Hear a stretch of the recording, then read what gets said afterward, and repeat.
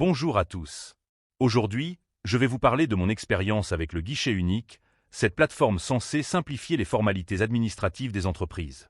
Un projet ambitieux qui, au final, a plus plongé les entrepreneurs dans l'embarras qu'autre chose.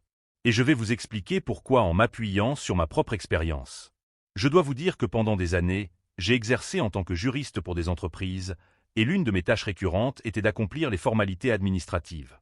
J'ai vu de tout. Des dossiers déposés en main propre au centre de formalité des entreprises, des dossiers envoyés par la poste, des démarches effectuées par email ou avec des plateformes spécialisées pour les annonces légales, ou encore l'utilisation de clés sécurisées pour certaines formalités avec Infogreffe. Mais en janvier 2023, tout a changé. L'État a lancé cette fameuse plateforme du guichet unique, gérée par l'INPI, qui était censée centraliser toutes les démarches administratives des entreprises. Passer par ce guichet unique pour les formalités d'entreprise est devenu obligatoire. C'est là que le cauchemar a commencé. Au début, l'idée semblait séduisante. Fini les allers-retours entre différents organismes, fini les multiples démarches sur des plateformes distinctes, terminé aussi les hésitations entre plusieurs CFE. Tout aurait dû être simple. Mais voilà, cela c'était la théorie et non la pratique. Car à l'usage, le guichet unique c'était un véritable chaos.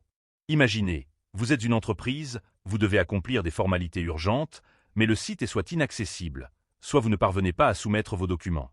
Ou encore, vous tombez sur un formulaire tellement mal conçu que vous ne pouvez même pas y inscrire correctement l'adresse de votre société. Et ce n'est que la partie émergée de l'iceberg.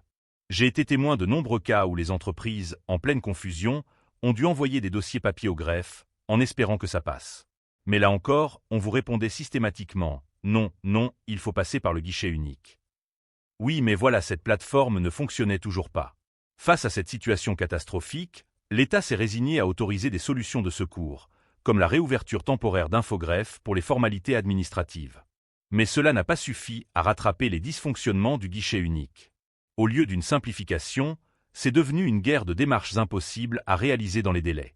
Ce système qui devait faciliter la vie des entreprises est devenu une véritable contrainte. L'INPI, par exemple, ne répondait pas aux attentes. Des formalités échouaient sans raison apparente et, pour couronner le tout, on vous envoyait des rappels automatiques comme si c'était de votre faute. Et maintenant, où en sommes-nous? Eh bien, le ministre de l'Économie, des Finances et de l'Industrie vient de publier un communiqué de presse pour nous dire que tout va bien. Les problèmes sont terminés.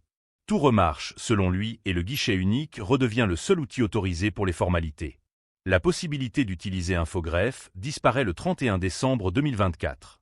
Cela signifie que toutes les entreprises vont de nouveau être obligées de retourner sur le site du guichet unique, en espérant qu'il fonctionne normalement désormais. Vu la catastrophe initiale, les doutes sont sérieux concernant la fiabilité de la plateforme. L'idée du guichet unique était intéressante, mais sa mise en application a été absolument catastrophique. Le guichet unique, qui devait être une solution pour réduire la bureaucratie, était devenu une source de nouvelles complications encore plus gênantes avec une montagne de dysfonctionnements, d'énervement et de perte de temps. Si vous avez vécu la même chose, n'hésitez pas à partager votre expérience en commentaire. Un j'aime et un abonnement sont les bienvenus. Merci d'avoir regardé cette vidéo, et à très bientôt.